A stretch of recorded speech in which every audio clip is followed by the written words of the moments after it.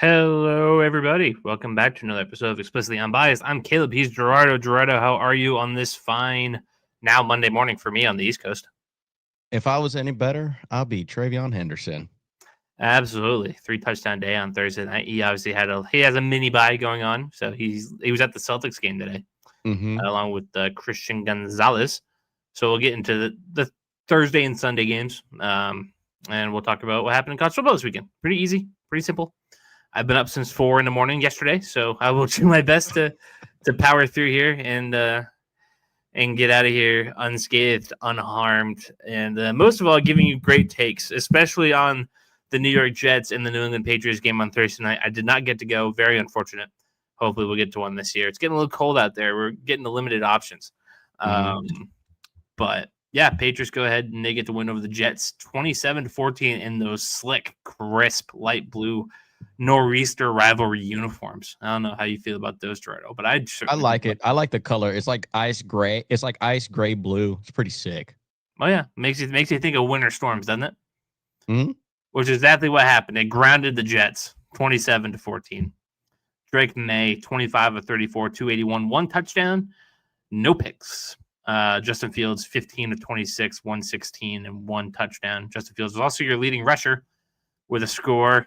The golden rule with that, but no need to waste time with that because Travion Henderson, have yourself a day, young man. The rookie second-round pick, 62 yards on the ground with 2 touchdowns, as well as 31 yards through the air and a touchdown. Also, Stephon Diggs, 9 catches, 105 yards. The Patriots improved to 9-2, 4-2 record at home. They improved to undefeated in the division. Hold the number 2 seed in the AFC for now. The Broncos are ahead of them, and the Colts were obviously on bye, so they have a game on them. Patriots bye isn't until week 14. So, yeah, Gerardo, obviously we've kind of touched on the Jets enough that they're kind of cold, dead in the water. Nothing much going on with them. You're just trying to power through it next year, hopefully get a better draft and a better group of young players to build around. But the Patriots keep on trucking.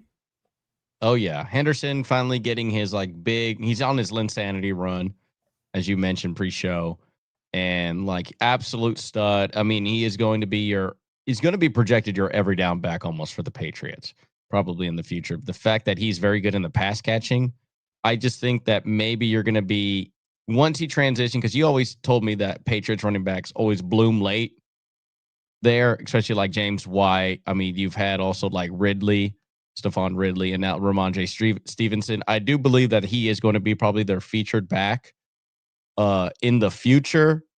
Once Ramondre comes back, obviously he's going to go back to number 2.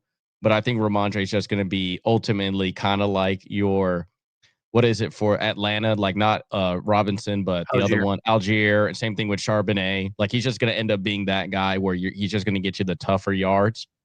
But obviously Henderson brings a much more dynamic to the passing game as well too. Also an elite pass blocker. And that's so important too. So that means it isn't quite obvious that if he's in a game that he's not just running a route in shotgun, that means he could also be blocking, which is good for schemes and also drawing up plays. But ultimately, I mean, like the Patriots roll, they win you can overlook these types of opponents. You really can. You could have been in there and Breece Hall somehow blew up and would have had a 3 touchdown game himself.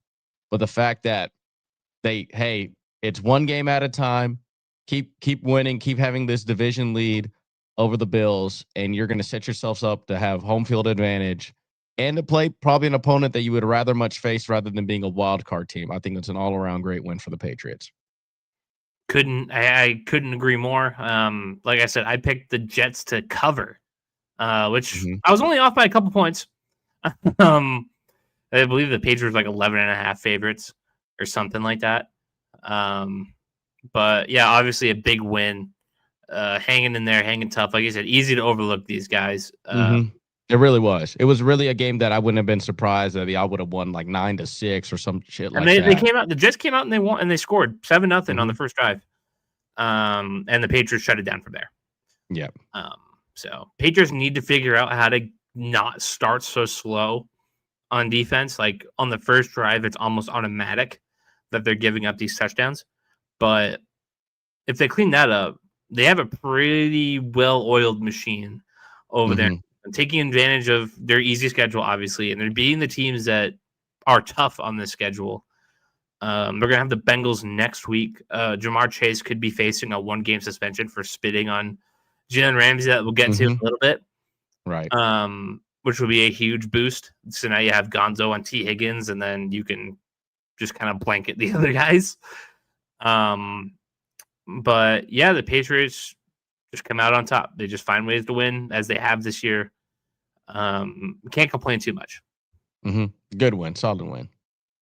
And they'll keep it up, 9-2, aim to go 10-2 next week. I believe they travel to Cincinnati to play the Bengals. Okay. What?